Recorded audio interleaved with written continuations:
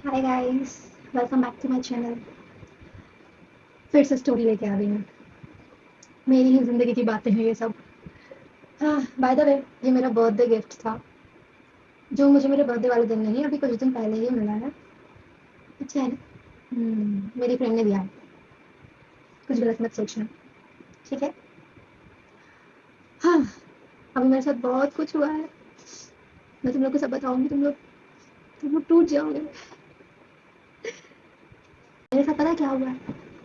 अचानक से मुझे चिढ़ मच रही थी कि यार मुझसे ना बीएससी सीएस की पढ़ाई नहीं हो रही है। मतलब मैं, ऐसा नहीं है कि मैंने बहुत ही गंदा परफॉर्म किया फर्स्ट ईयर में, या फिर मुझसे चीज़ें बन नहीं रही थी। ऐसा नहीं है, मुझसे बन रही थी, लेकिन मेरा मेरा दिल नहीं मान रहा था, मुझे वो करने की इच्छा नहीं हो रही थी, मेरा मन नहीं लग रहा था। इसलिए मैंने अपने दोस्तों से बात करी, उनसे बोला कि यार मेरा मन नहीं लग रहा है, लेकिन मुझे हिम्मत नहीं हो रही है कि मेरे को मैं अपने घर वालों से बोलूँ। तो उन लोगों का कहना था कि मैं एक बार बोल दूँगी तो मैं लाइफ टाइम रिग्रेट करती रहूँगी कि मैंने नहीं बोला। और उनकी बातें सुन के मैं सच में मोटिवेट हो गई, और मैंने सोचा कि यार एक बार ट्राई तो कर ही लेती हूँ, एक बार कोशिश कर लेती हूँ, क्या पता मान जाए मेरे घर वाले मेरी डिग्री चेंज करवाने के लिए। और मुझे फाइन आर्ट करना था, मुझे उसमें उसमें डिग्री चाहिए था। एक्चुअली मेरा मेन मोटिव फाइन आर्ट करने का, डिग्री लेने का नहीं था। ऑफकोर्स मुझे डिग्री तो मिल ही जाती अगर मैं करती, लेकिन मेरा मेन ये था कि भाई मैं उसमें बहुत सारी चीज़ें सीख जाऊंगी, जो मेरी स्किल्स है वो बहुत इंप्रूव हो जाएंगी। लेकिन मैंने अपने घर वालों को बताया, और वो लोग उसमें इतना अनएक्सपेक्टेड रिएक्ट कर रहा है, इतना बेकार रिएक्ट कर रहा है, जैसे पता नहीं मैंने कौन सा गलत काम करके आया हो। और पूछो ही मत उसके बाद तो तुम लोग। मेरी बर्थडे वाले दिन मेरी फ्रेंड का प्रॉब्लम हो गई थी, वो हॉस्पिटल में थी, तो वो टाइम मेरा खराब हो गया। उसके बाद उसकी जो छोटी बहन का बर्थडे था, उससे कुछ दिन पहले ये सब हो गया। लेकिन हालांकि मैं उसके बर्थडे में गई थी, मेरे घर वालों को पता नहीं है मैं गई थी, क्योंकि उसमें मैं तो नहीं जाने वाली थी, क्योंकि मेरे घर में इतना टेंशन हो गया था, मुझे डर लग रहा था कि यार मैं जाऊँगी नहीं जाऊँ। लेकिन उसने मुझे फोर्स किया तो मैं चली गई। अच्छा हुआ मैं चली गई, मुझे अच्छा लगा वहाँ पे। हाँ, तो मैं कहाँ थी मैं भूल गई। याद आ गया, मैंने अपने घर वालों को बता दिया था। मतलब मैंने उनसे बोला था, हाँ मैं थोड़ा सा ज़िद्दी साउंड कर रही थी, लेकिन मैं उस टाइम पे सच में ज़िद नहीं कर रही थी। मैं सिर्फ घर वालों से मैं ये कोशिश कर रही थी कि मैं अपना 100% दूँ, बोलने में कोई कसर ना छोड़ूं, ताकि मुझे आगे चल के रिग्रेट ना हो। इसलिए मैंने सोचा कि मैं पूरा बोल दूंगी कि मुझे कैसा क्यों चाहिएगा। तो मेरे पापा का सबसे मेन प्रॉब्लम यही आ रहा था कि सबसे पहले तो हम तुम्हारा 1 साल बर्बाद करने नहीं देंगे, और दूसरा ये आ रहा था कि तुम अगर फाइन आर्ट चूज़ करोगी तो उसके लिए जबलपुर में सिर्फ 2 ही कॉलेज होंगे, और वो दोनों ही कोएड थे, तो उन्हें वो कोएड कॉलेज नहीं चाहिए था। उनका कहना था कि हमारे समाज में, हमारे यहाँ पे कोएड कॉलेजेस में लड़कियाँ नहीं पढ़ती हैं। What the fuck. मुझे वो बहुत ज़्यादा चिल्लाने लगे, और उसके बाद मेरी बुआ को, मेरी मौसी, मेरे मामा सबको बता दिया कि देखो उससे क्या हो गया है। ये दोस्तों की बातें सुन के, उन्होंने मुझसे नहीं पूछा, मैंने कुछ नहीं कहा। वो सीधा साधा बोलते हैं कि इसकी दोस्तों ने इसे भड़काया है कि तू अपना कोर्स चेंज कर ले और वगैरह वगैरह, ये अपने दोस्तों के कारण ये सब चीज़ें कह लगेगी। भाई मैं 19 साल की हूँ, मुझे पता है फैसले कैसे लिए जाते हैंगे। मेरी पसंद थी, मुझे चीज़ें करनी थी, इसलिए मैं मांग रही हूँ करने के लिए, और मैंने तुमसे सिर्फ एक बार कोशिश की है। अगर तुमने इस बार मना कर दिया तो भूल जाओ कि मैं तुमसे कुछ भी मांगूंगी, मुझे नहीं मांगना है। जब तुम मेरी बेसिक नीड्स ही नहीं पूरी कर रहे हो, इस चलते कि मैं जो कहूँगा वही करवाना है, तो तुम सोच रहे हो कि मुझे तुम कपड़े ला के दे दोगे, खाना ला के दे दोगे, तो मैं खुश हो जाऊंगी। खिलौना नहीं हूँ मैं भी इंसान हूँ। हाँ, बहुत सीरियस हो रहा है, लेकिन बातें तो मैं पूरी करूंगी। घर में मेरे पापा ने जिसको भी बताया, उनका सीधा साधा यही था कि तुम्हारे पापा जैसा बोल रहे हैं तुम वैसा कर लो। वो ये नहीं देख रहे कि कौन गलत है कौन सही है, मुझे क्या चाहिए, या पापा चीज़ें सही कर रहे हैं कि नहीं। वो सिर्फ मुझे ये समझा रहे हैं कि तुम्हारे पापा बहुत गुस्से वाले हैं। तुम जिस कास्ट में रहती हो वहाँ पे तो लड़कियों को पढ़ने भी नहीं मिलता है, और तुम्हें पढ़ने मिल रहा है, तुम्हें खुद से गाड़ी चलाने मिल रही है, तुम्हारे पास खुद का फ़ोन है, यही बहुत बड़ी बात है।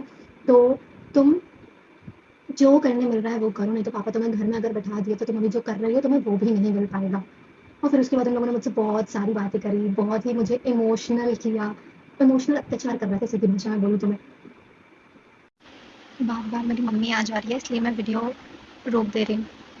मैंने अभी तुम लोगों को जो भी बताया ये सब चीज़ें मुझे हो रही है, और तुम लोगों को पता है मैंने ये जो बोला था कि स्टार्टिंग में कि मेरे साथ मतलब इन लोग, भाई मैंने सिर्फ अपनी बात रखी थी कि मुझे शायद एक मौका मिल जाए, हाँ मुझे चीज़ें करने मिल जाए कि मतलब तुम समझ रहे हो ना मैं क्या बोलना चाह रही हूँ। मैंने सिर्फ एक बार बोला था ताकि क्या पता मुझे मिल जाए वो डिग्री करने, इसलिए मैंने कोई ज़िद नहीं करी थी। लेकिन हाँ, मैं जिस तरीके से बात कर रही थी शायद उन्हें ऐसा फ़ील हो रहा हो, लेकिन मैंने लिटरली ज़िद नहीं करी थी, और ये मैंने पापा के सामने अपने 10 बार बोला था कि मैं ज़िद नहीं कर रही थी, मैं सिर्फ अपनी बातें रख रही थी। मैं सोच रही थी कि मैं अपनी तरफ से पूरा करूँ ताकि शायद मुझे करने मिल जाए। इस चलते पापा ने मेरा फ़ोन छीन लिया मुझसे। उन्होंने मुझसे ये पूछा कि तुझे पढ़ना है कि नहीं पढ़ना है, तुझे कॉलेज कंटिन्यू करना है कि नहीं करना है, मुझे बता दे। अगर तू नहीं बोलेगी तो घर में बैठना और मम्मी के साथ काम में मदद करवाना, मैं तुझे पढ़ाना नहीं चाहता।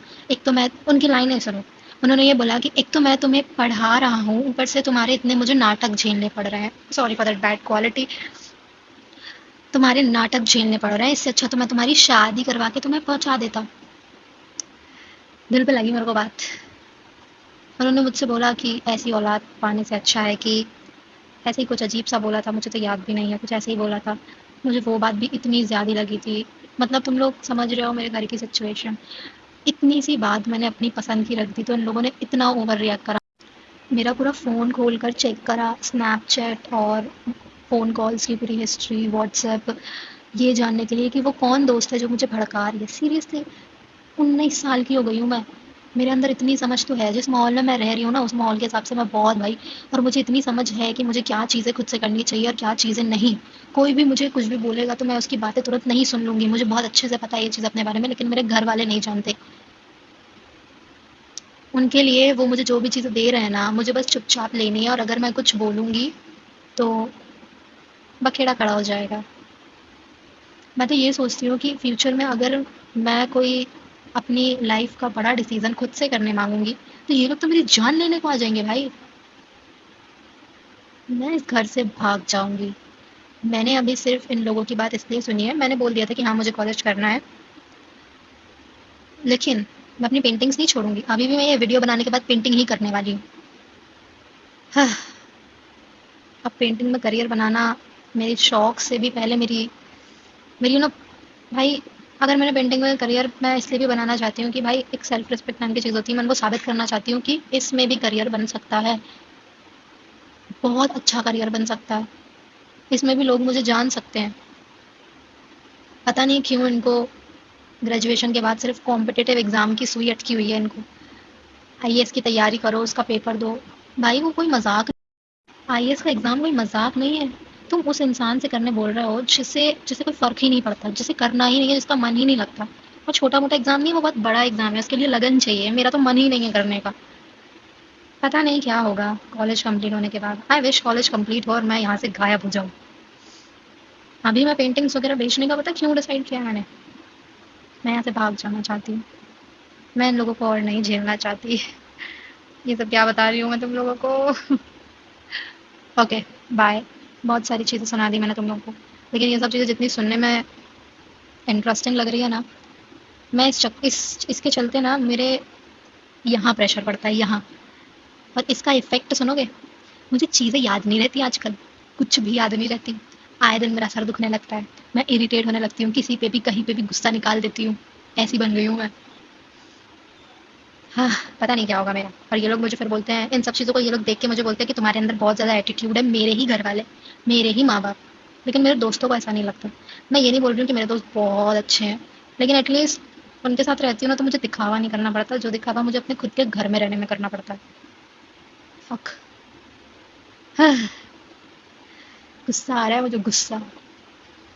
बाय। बहुत बड़ी वीडियो बन गई है। कंटेंट के लिए कुछ ना कुछ मसाला मिल ही जाता है मुझे।